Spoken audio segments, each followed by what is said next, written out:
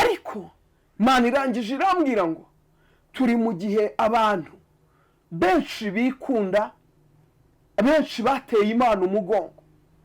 Uyu munsi abantu bimuye Imana mu rusengero bariyimika bo ubwabo. Abakristo benshi barimo barasenga, ariko barasenga ibishushanyo.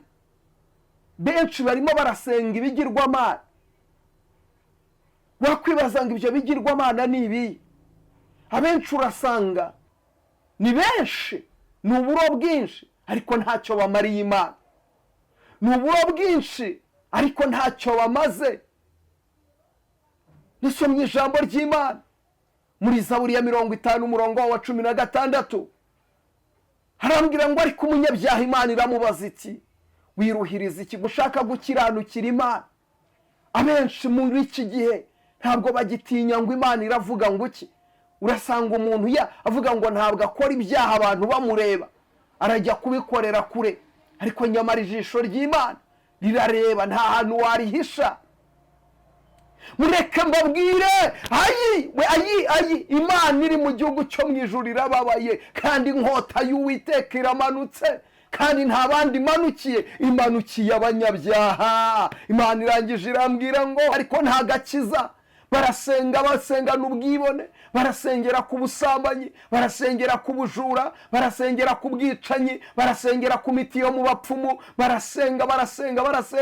barasengera ku gukuramo inda nk'icyatanu, barasenga mu kubugambanirana, barasenga bagirana amashyari, barasenga. Mana we, Mana y'amahoro itugirira neza. Yaba wari uboneye, yaba wari utunganye, byatumye Imana iguhugukira, ikakugirira ibambe, ikaza ikabana nawe. Imana y'amahoro itugirira neza. Nakuzaniye ubuhanuzi buvuga ngo ubuhanuzi nubwumva usubire ku rufatiro. Ndagusaba wowe nkurikiye, nshaka kubona umubare munini w'abantu bari bankurikiye hano, andika muri comment uti ngewe runaka, ndagusabye Mana nsubiza ku rufatiro, ndagusabye ungirira ibambe, ndagusabye ungirira ubuntu. Saba Imana uti nsubiza ku rufatiro. Saba Imana uyibwira uti Imana ngirira imbabazi. Saba Imana uyibwira uti Imana ngirira ubuntu. Saba Imana uyibwira uti Imana mpa amavuta ya nyayo, mpa kwibikaho ijambo. Niba warabuze Mana wabuze.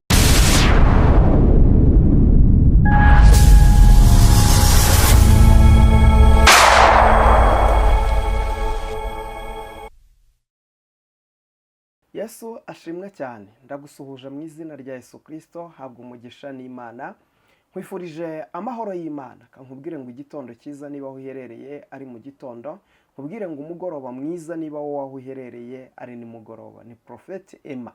Ndagukunda cyane. Kuri wewe wamaze gukora subscribe kuri iyi channel, Imana iguha umugisha. Ni ukuri icyo kiganza cyawe wakoresheje ugakora subscribe kuri iyi channel, Imana iguha umugisha. Muri bariya abantu igihumbi ukaburimo, ukaba waravuze ngo mpagararanye n'umukozi w'Imana, Imana iguha umugisha. Nawe utarabikora bikore, uhagararane nanjye, kandi ntacyo uzahomba. Imana ibaha umugisha. Abantu mwakoze subscribe, nukuri Imana ibaha umugisha. Muri abagaciro cyane. Uyu muntu ufata umwanya we akavuga ngo reka nshyigikire uyu muntu, Imana y'amahoro ijye imuha umugisha, kandi Imana ijye imwagura cyane. Rero reka mbabwire ngo nimugubwe neza, reka mbabwire ngo Uwiteka ni muzima. Ini muri ya saha y'ubuhanuzi, iyi ni isaha y'ubuhanuzi, iyi ni isaha y'igitangaza. Imana y'amahoro ishimwe cyane. Ni isaha mumenyereye, ni ikiganiro mumenyereye hano kuri Prophet Emma. Uhakura ubuhanuzi bugiye butandukanye, gusobanurirwa inzozi n'ibindi byinshi cyane Imana igenda ihishura, no kumva ijambo ry'Imana. Ariko icy'ingenzi ni mu nkundire tubanze dushaka ubwami bw'Imana no gukiranuka, ibindi byose tuzabyongererwa.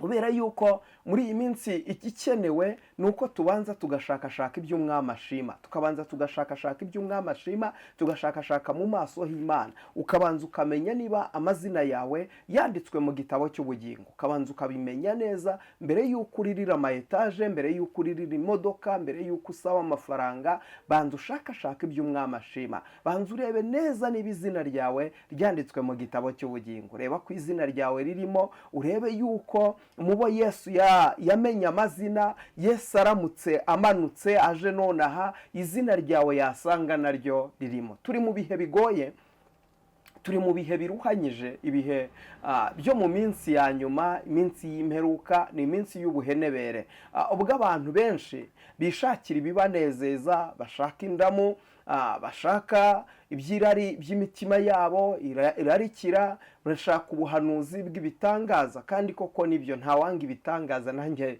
ndabikunda. Imana y'amahoro itugirire neza, ariko nyirizina nimubanze mushaka ubwami bw'Imana no gukiranuka. Satani afite ubuhenda abana bwinshi, afite ibishuko byinshi, arimo arashukisha abantu, arimo arashuka abantu, abashukira mu kwambara neza, abashukira mu kureba ibigezweho, abashukira mu mbyino zigezweho. Mbega abantu benshi babaye mu bintu, batinze mu bintu bidafite umumaro, batinze mu bintu ubona yuko ntaho biva nta naho bigera. ariko nyamara mwari mukwiye gushakashaka mu maso h'Imana. ikintu cya mbere mukwiriye kumenya, nimufate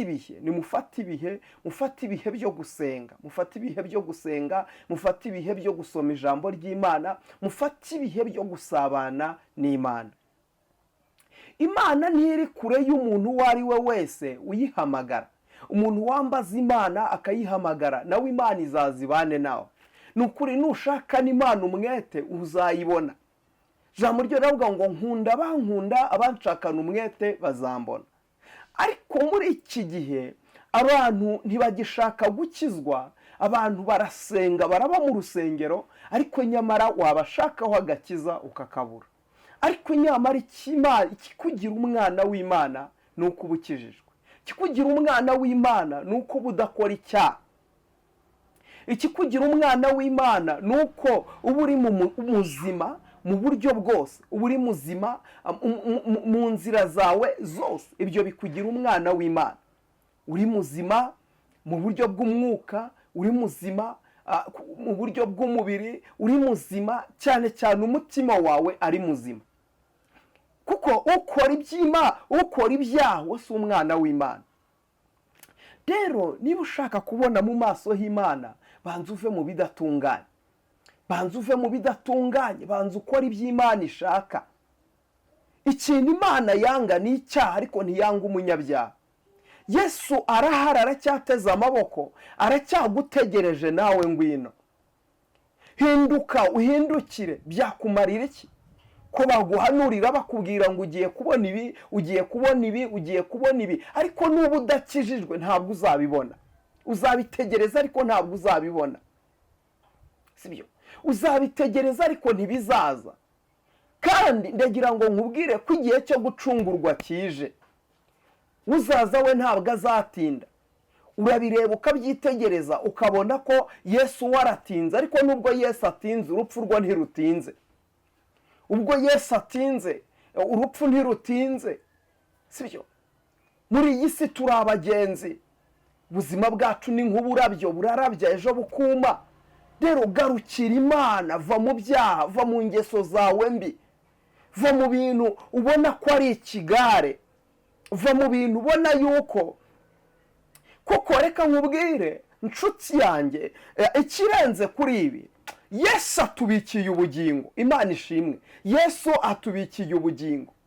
ubwo bugingo rero nta handi wabasha kubonera ubugingo uretse mu mwana w'Imana Yesu Kristo, uretse muri ya maraso Yesu yameneye ku musaraba i Golgotha. kandi kugira ngo uyu mwana w'Imana, ufite uwo mwana, niko ijambo ry'Imana rivuga ngo ufite uwo mwana niwe ufite ubugingo, ufite uwo mwana. kandi uwo mwana ntiwamutunga, uwo mwana Yesu Kristo ntiwamutunga utabanje kwanga icyaha n'igisa nacyo. akaguhuza na Yesu ni ukwanga icyaha n'igisa nacyo. ijambo ryo riravuga ngo nimwemera mukumvira, muzarya ibyiza byo mu gihugu, ariko nimwanga mukagoma, inkota y'Uwiteka izabarya, kuko akanwa k'Uwiteka ariko kabivuze. ariko nimwemera mukumvira, nibwo muzarya ibyiza byo mu gihugu. Imana y'amahoro itugirire neza. wa mumama we, niwemera ukumvira, uzarya ibyiza byo mu gihugu. urimo urashaka Imana, ariko urayishaka udakijijwe. ijambo ry'Imana ryo rirambwira ngo icyakora abamwemeye bose bakizera izina rye, abo ngabo yabahaye ubutware n'ubushobozi bwo kwitwa abana b'Imana. Abamwemeye bose bakizera izina rye, abo yabahaye ubutware n'ubushobozi bwo kwitwa abana b'Imana. Abo ngabo ntibabyarwa n'amaraso cyangwa ubushake bw'umugabo n'umugore, ahubwo abo babyawe n'Imana. Haleluya! Babyawe n'Imana. Rero uyu munsi wikwifuza kuba mu rusengero ariko udakijijwe, wikwifuza kuba mu rusengero ariko Imana itakuzi. Hari abantu bari mu rusengero ariko Imana itabazi. Hari abantu bari mu murimo ariko Imana itabazi. Hari abashumba bari mu murimo ariko Imana itabazi. Hari abaririmbyi bari kuririmba ariko Imana itabazi. Hari abavuga ubutumwa bari kuvuga ubutumwa ariko Imana itabazi. Abo ngabo ngo nibo kuri wa munsi izavuga ngo nimugende ntabwo nigeze kubamenya. Waba wararuhiye iki? Waba wararuhiye iki? Urya munsi utabonye Yesu, waba wararuhiye iki? Waba wararuhiye iki? Waba wararuhiye iki? Urya munsi utabonye Yesu, waba wararuhiye iki? Umva mama, waba wararuhiye iki? Umva wa mukobwa we, waba wararuhiye iki? Wa musore we, waba wararuhiye iki? Umva nkubwire, hari imiruho waruhiye hano mu isi, hari imisozi wazamutse, hari ibibaya watambitse, waba wararuhiye iki? Sibyo? Waba wararuhiye iki? Waba wararuhiye iki? Urya munsi utabonye Yesu, waba wararuhiye iki? Urya munsi utabonye mu maso h'Imana, waba wararuhiye iki? Uyu munsi ubuhanuzi nzanye nubwo kukubwira ngo ni mwezwe, ubwo nibwo buhanuzi uyu munsi nkuzaniye. Uyu munsi Imana yambwiye ngo ninze mbwira abantu ngo nibezwe, abantu bongere bayoboze inzira za kera, abantu bongere bibuke guhamagarwa kwabo, abantu bataye umuhamagaro, abantu bibagiwe umuhamagaro, abantu bataye agakiza kazima, bimura umwuka wera barangije basigarana fotokopi. Abantu barimo barakoresha umwuka wera wa fotokopi, ntabwo ari umwe wa kera, ariko nyamara abantu bataye agakiza kazima basigarana fotokopi. Imana y'amahoro itugirire neza. Ariko Imana yambwiye ngo ninze mbwira abantu ngo bezwe. Imana yambwiye ngo nze mbwira abakobwa bezwe. Imana yambwiye ngo nze mbwira abagabo bezwe. Imana yambwiye nze mbwira abamama bezwe. Nze mbwira abadamu bezwe, abasore n'abakobwa mwezwe, mukiranukira Imana kuko nicyo Imana ibashakaho. Yesu nawe gukiza abantu, ntitugasubire mu ngeso mbi, ngo tuzabane nawe mu ijuru. Araduhamagara, araduhamagara, araduhamagara, ngo tuzabane nawe mu ijuru.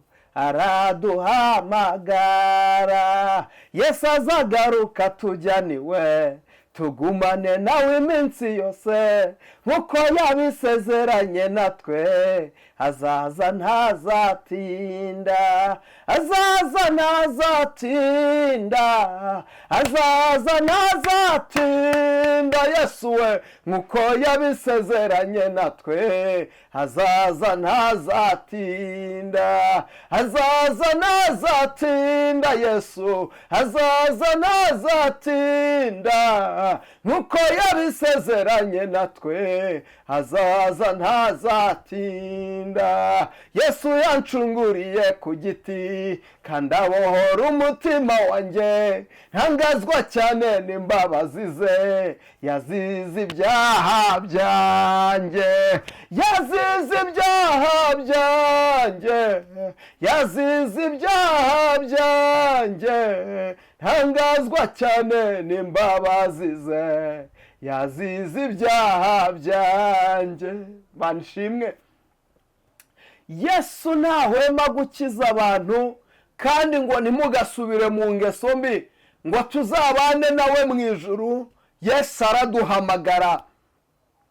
Yesu arimo arahamagara, kandi arahamagara abamama, arahamagara abasore, arahamagara abakobwa, ngo tuzabane nawe mu ijuru. Umva nkubwire icyazanye Yesu, yazanywe no kugira ngo zibone ubugingo kandi bwinshi. Nibyo ibitangaza. Imana y'amahoro ishimwe cyane. Reka turebane ijambo ry'Imana. Uyu munsi turasoma ubutumwa bwiza bwa Matayo, turasoma ibice byaho 25, turasoma duhereye ku murongo waho wa mbere. Kadusome mu izina rya Yesu Kristo. Haranditse ngo umugani w'abakobwa 10. Imana y'amahoro itugirire neza.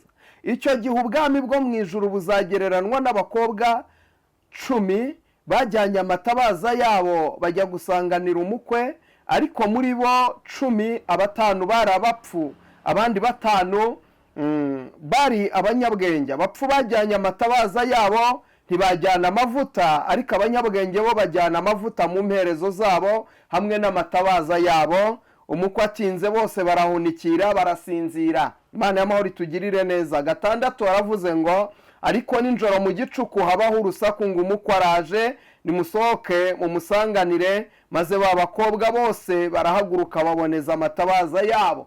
Abapfu babwira abanyabwenge bati nimuduhe ku mavuta yanyu kuko amatabaza yacu azima. Ariko abanyabwenge barabahakanira bati oya, ntiyadukwira twese, ahubwo nimujye mu bahanduzi muyigurire. Bagiye kugura umukwe araza, abari biteguye binjirana nawe mu bukwe, urugi rurakingwa. Hanyuma ba bakobwa bandi nabo baraza barahamagara bati nyakubahwa dukingurire. Nawe arabasubiza ati ndababwiza ukuri yuko ntabazi, nuko mube maso kuko mutazi umunsi cyangwa igihe. Mwakire neza ijambo ry'Imana. Igihe cy'isarura gishize, abakozi bose bazataha, kandi umwami wabo azabakira, ababwira ati mwakoze neza Mana yanjye, ntege kubu unkoze w'ikara ry'umuri. Mana we Mana yanjye, ntege kubu numa mwami ubundi imbere yawe. Haleluya. Imana ishimwe cyane. Ijambo ritubwiye umugani w'abakobwa 10. Iri jambo riravuze ngo muri aba bakobwa 10 hari harimo 5 b'abapfu, hari harimo n'abandi 5 b'abanyabwenge. Imana y'amahoro itugirire neza. Iri jambo rivuze abakobwa 10. Mu yandi magambo aba bakobwa bose bari bahuje umugambi, bari bahuje inama, ndetse n'aho bajyaga hari hamwe mu bigaragara, ariko nyirizina aho bajyaga hari hamwe, ariko imitima yabo aho yajyaga ntago hari hamwe. Dore ikibikubwira, Bibiliya iravuze ngo 5 bari abapfu, abandi 5 bari abanyabwenge. Muri uyu murimo uyu turimo dukora, harimo ibi byiciro Bibiliya itubwiye. Nabwo ubona yuko birimo, ubona ko mu bahanuzi harimo ab'abanyabwenge, harimo n'abandi b'abapfu. Mu bashumba harimo abanyabwenge, harimo n'abandi b'abapfu. mu babishopu harimo abanyabwenge, harimo n'abandi b'abapfu. No mu bapotere nuko, no mu bahanuzi nuko, mu bakirisitu naho nuko, mu baririmbyi naho nuko. Izo ngeri zose zirimo mu murimo w'Imana. Reka nkubwire ngo aba bakobwa bose bararirimbanaga muri korari yose yari imwe, kandi bumva ko icyerekezo bajyamo ari kimwe. Ariko ngo ikibabaje ngo barasengaga, ngo bamwe bafite amavuta abandi badafite amavuta. Imana y'amahoro itugirire neza. Nta mavuta, bamwe nta mavuta bari bafite. Uyu munsi tugwije abantu ibintu byose babirebera mu mubiri, ugasanga urasenga ariko ibintu byose ukora ubirebera mu mubiri. Ubwo usenga ariko uri umunyamubiri, nubwo usenga ari kugira amoko, nubwo usenga ari kuribona, nubwo usenga ari kurasambana, nubwo usenga ari kugira amagambo, nubwo usenga ari kuriba, nubwo usenga ari kuri umwambuzi, nubwo usenga ari kukuramo inda, nubwo usenga ari kuri umusinzi, mbega urasenga ariko nta mavuta. Imana itugirire neza. Iyo mvuze amavuta, hari igihe wenda uhita wicara ukavuga ngo mu rugo iwanjye ndayafite, narayaguze, narayabitse, mfite amavuta ntekesha, ndetse mfite nayo nisiga. Imana y'amahoro itugirire neza. Muririmbyi yaririmbye aravuga ngo hari igituma ntamwara iyo mpagurutse nyishaka, iyi niyo Mana uhereye kera itareka bayishaka. Yabesi akimara kuyireba yamwaguriye imbago, Mefibosheti mukura Lodebari mushyira ku isahane y'ibwami.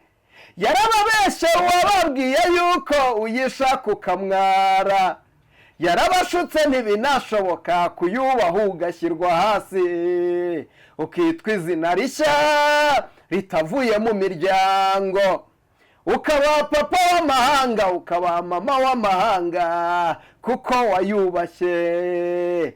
Bakatwitiranya babona ugenda, bakagira ngo usa nabo nta n'amahuriro, bakisiga amavuta ya butike za hano ku isi, ntibamenye ko usukwaho amavuta ya butike zo mu ijuru, bagatungurwa uri hejuru yabo bakaba ku birenge byawe. Imana ishimwe. Iyo mvuga amavuta, ntabwo mvuga aya mavuta tugura hano kuri butike, ndavuga amavuta azanwa no kubaha Imana, ndavuga amavuta azanwa no kwicisha bugufi, ndavuga amavuta azanwa no kuba bugufi bw'Imana. Imana y'amahoro itugirire neza. Icyubahiro ni kibi cy'Imana. Wowe urasenga ariko wibwira yuko amavuta apfa kuza gutyo gusa. Hari amavuta azanwa no kubaha Imana. Hari amavuta azanwa no gusoma ijambo ry'Imana. Ugasoma ijambo ry'Imana, ukaba bugufi bw'Imana, ukabana n'Imana, ukagendana n'Imana kubera ko wamenye ijambo ry'Imana. Umva ukuntu Dawidi yavuze ngo nabitse ijambo ryawe mu mutima wanjye kugira ngo ntazagucumuraho. Imana y'amahoro ishimwe cyane.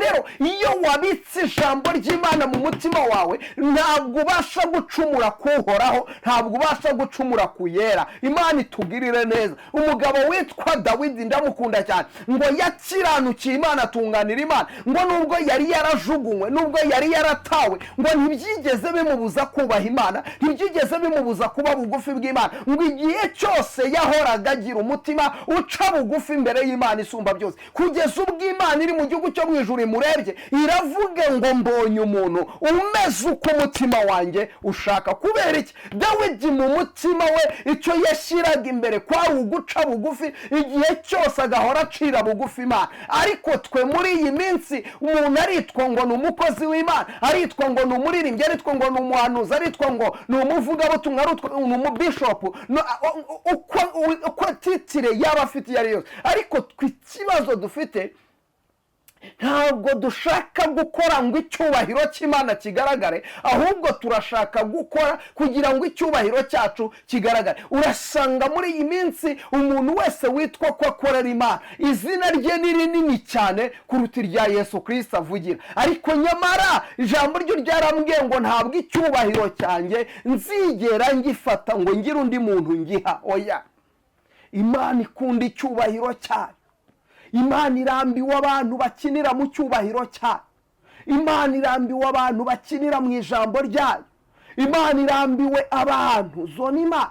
Hayiwe, Imana y'amahoro ishimwe. Igihe kirageze ngo Imana ize kurobanura intama. Muri iyi minsi nubwo abera, imbaraga z'abera zirimo ziramenagurwa, nubwo umuntu wese witwa ko asenga, umuntu wese witwa ko akorera Imana by'ukuri, muri iyi minsi ari mu bigeragezo, muri iyi minsi ari mu ntambara, muri iyi minsi ari mu miraba, hari ikome ririmo riraka rigerageza abana b'Imana. Kubera iki? Satani arimo arakora muri iyi minsi.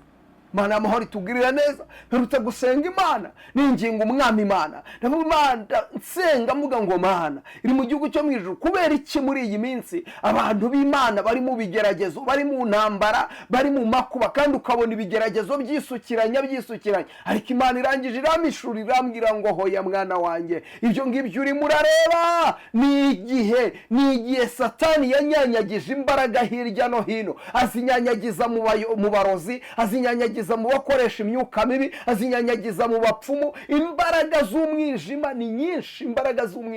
ni nyinshi, turi mu gihe imbaraga z'umwijima ari nyinshi. None izo mbaraga zabaye nyinshi ku buryo zitsikamira amaboko y'abera. Nubwo uyu munsi urimo uranyura mu miraba, urimo uranyura mu ntambara, ariko n'imbaraga Satani yagabye, ni ibitero Satani yagabye. Abera, muntu wese wubaha Imana arimo araca mu ntambara, umuntu wese wubaha Imana arimo aranyura mu bigeragezo, arimo aranyura mu makuba. Umuntu wese ugerageza gukiranukira Imana muri iki gihe arimo arahura n'intambara. Abafite amatorero arimo intambara, abafite amatorero arimo imiraba, ari abashumba. Uyu munsi wa none nta insengero urareba ugasanga zaranyeganyeze, bandi zarafunzwe, atari uko badakijijwe, atari uko badakorera Imana, ariko muri iki gihe abantu bimitse imbaraga z'umwijima, bimitse imbaraga za sekibi, kuko turi mu gihe abantu bakunze iby'isi kuruta uko bakunze iby'ijuru. Imana y'amahoro itugirire neza.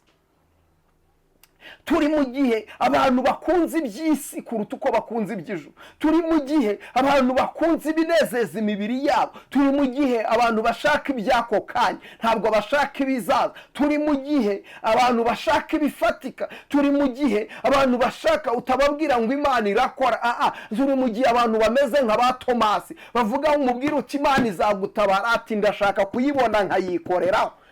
Ndashaka kuyikoreraho iyo Mana, ndashaka kuyikoreraho. Imana y'amahoro itugirire neza. Icyo nicyo gihe turimo, abantu bashaka gufata Imana akavuga ati ndashaka kuyikoreraho, yizane nyumve.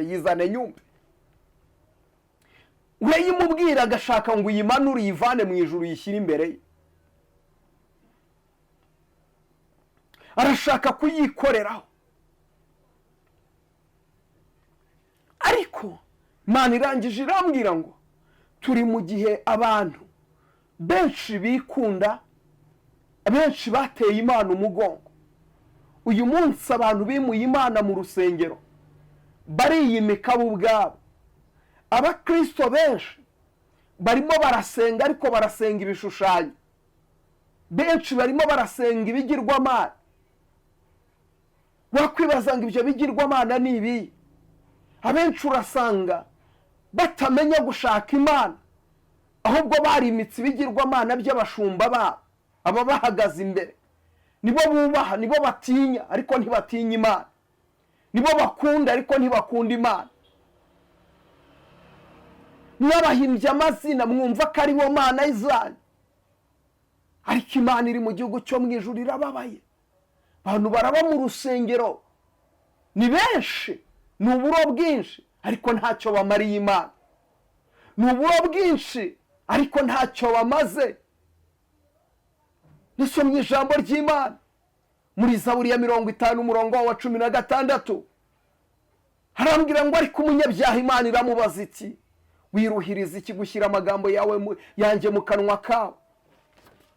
Uko ubonye umujura wishimira kubana nawe, uko ubonye umunyamagambo wishimira kubana nawe. Ibyo byose urabikora nka kwihorera, ukibwira ko mpanywe nawe, ariko nzabishyira ku mugaragaro byose uko bikurikirana.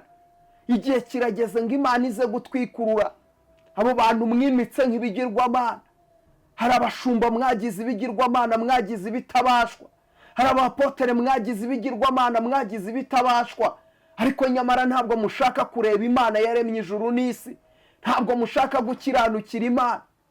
Abenshi muri iki gihe ntabwo bagitinya ngo Imana iravuga ngo iki. Urasanga umuntu avuga ngo ntabwo akora ibyaha abantu bamureba, arajya kubikorera kure, ariko nyamara ijisho ry'Imana rirareba, nta hantu warihisha.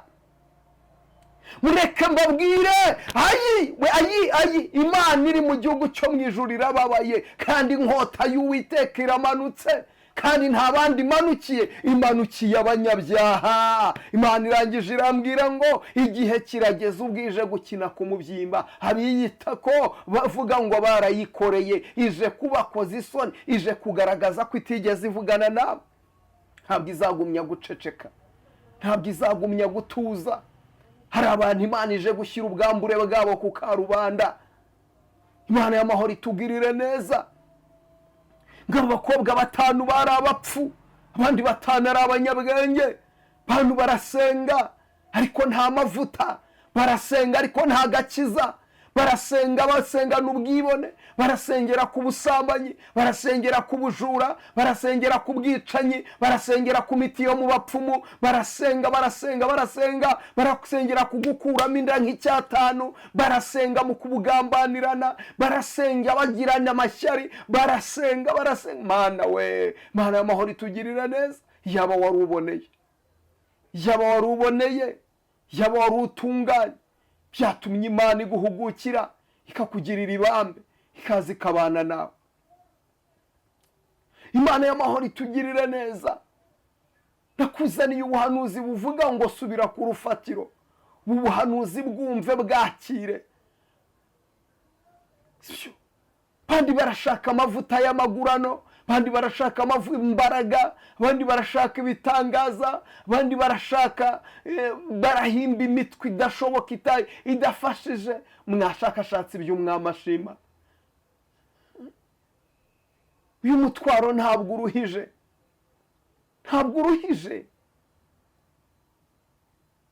haleluya.